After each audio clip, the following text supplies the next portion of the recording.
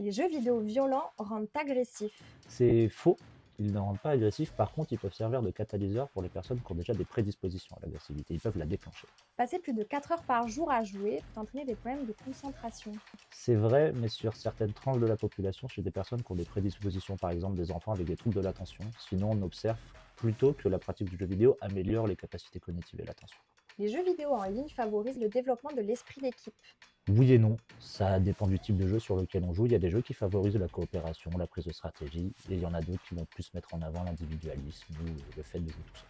Les joueurs enfants ont plus de risques de développer une dépendance. C'est vrai, c'est le cas pour à peu près tous les sujets. Les jeunes sont plus susceptibles à la dépendance et à l'addiction de base, peu importe le support auquel ils sont confrontés. Jouer à des jeux vidéo améliore les capacités cognitives et la réactivité. Oui, pour certains jeux, du coup, si on joue de façon structurée et raisonnée avec des objectifs derrière. Les jeux vidéo peuvent être utilisés pour traiter certains troubles mentaux. Oui, tout à fait. On a l'exemple de Playmancer Island, par exemple, qui est un jeu qui est utilisé à des fins thérapeutiques dans tout ce qui va être objectif de régulation émotionnelle. L'e-sport est aussi exigeant qu'un sport de haut niveau.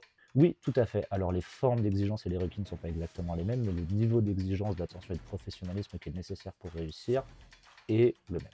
Les jeunes jouent pour échapper à la réalité. C'est partiellement vrai, c'est une des raisons qui fait que les jeunes peuvent jouer aux jeux vidéo, mais c'est pas du tout la seule. Aujourd'hui, les objectifs de sociabilité, de connaissance, de performance, ou même tout simplement l'aspect intrinsèque ludique du jeu sont des motivations suffisantes pour jouer.